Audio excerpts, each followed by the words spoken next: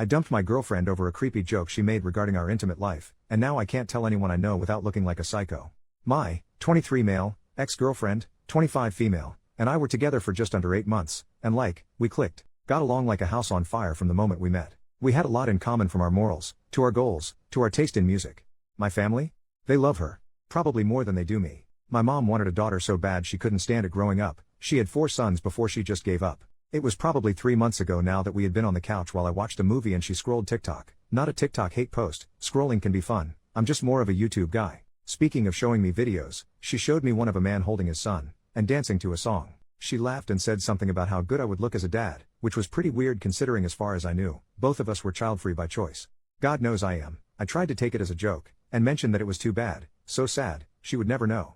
I thought she would respond with something about how there's nothing sad about avoiding it or something. She has never given me indication before this that she wanted children. And she started giggling this evil giggle, and said something like, I don't know, it only takes one broken rubber.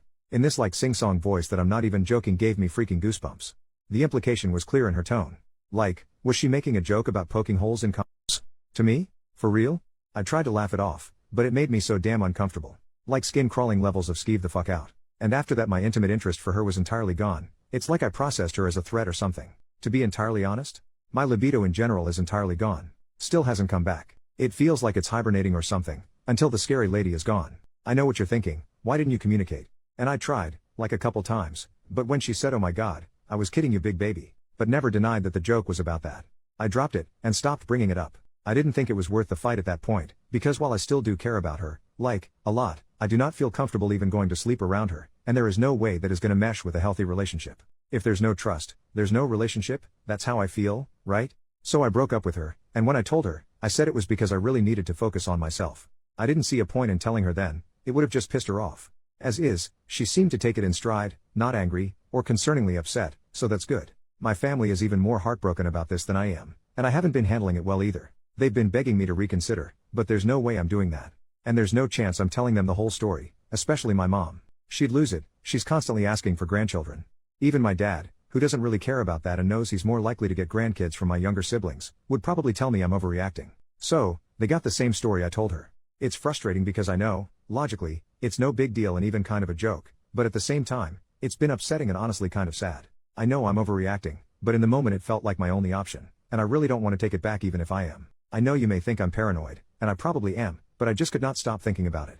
After she told that joke, I think it was going to end one way or another, so I'm glad it ended on decent terms instead of trying to stay and fix everything until I hated her. Sorry, I'm talking a lot, but like I said, no one to talk to about this because being unreasonable in real life is like a criminal arrest and I'm trying to avoid another of that particular black mark on my reputation. Anyway, off to research vasectomies because I will not be entering another relationship, or becoming any kind of active with anyone until then. Edit to add, I was clear, from the very beginning. And from what she had told me she was on the same page. I would never have dated her for 8 months if I thought she wanted kids, because I wouldn't want to waste someone's time like that. If she wanted kids she could have just said so instead of whatever that was.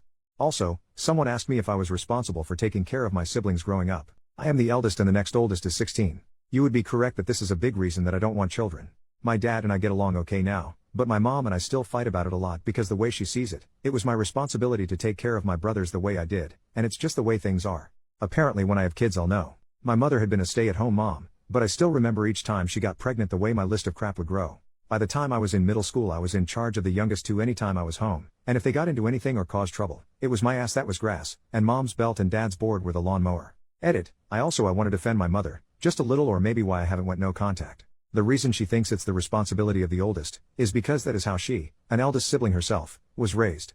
On top of that, I do think that she suffered pretty heavily from PPD during this time. I don't think my mother is some heartless monster or even a lazy parent. I think she was going through a hard time mentally and handled it the best she knew how, which was to lean on someone she shouldn't have, which is me.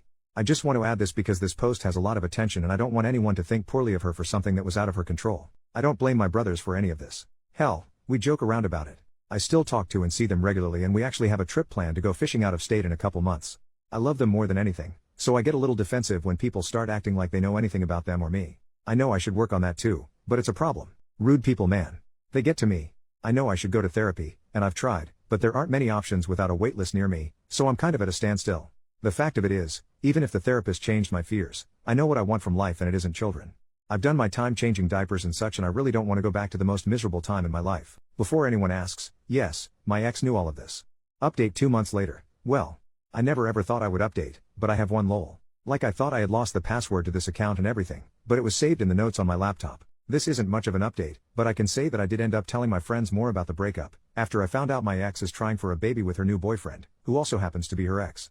Also, I wasn't stalking her to get this information. I live in a small town, and 2 of my friends came to me and told me. They said they didn't want me to find out from someone else, but I didn't really care outside of the relief that now I was sure that she wasn't pregnant during the breakup, something that had been giving me nightmares. They calmed down. Apparently both of them thought I would react badly to the information and spiral or something. Whatever. I know a lot of people said I had taken a joke and overreacted, was a cruel-hearted and evil misogynist trying to control her body and everything else, but this just confirmed to me that she was never joking.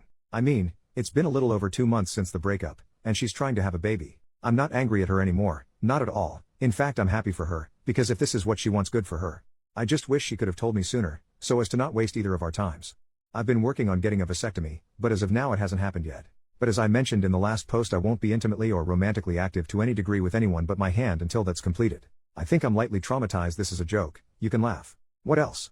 I'm thinking about getting a new dog? I have nothing else to add here, but thanks anyway. OP on his final thoughts of getting a vasectomy.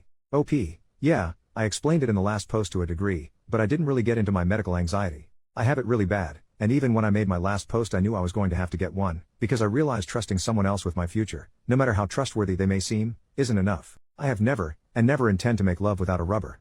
Even after the vasectomy, and every woman I've been with intimately has expressed that they are also child-free, and are on birth control of some kind. I am not into taking chances.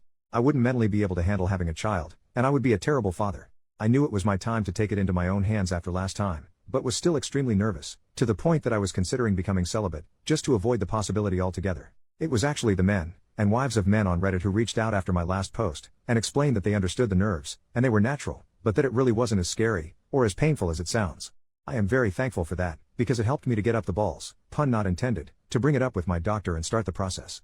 Some even gave me advice on how to deal with the healing process, which I have fully taken under advisement. I'm hoping that afterward I feel the same way they do, confused and frustrated with myself as to why I didn't do it sooner.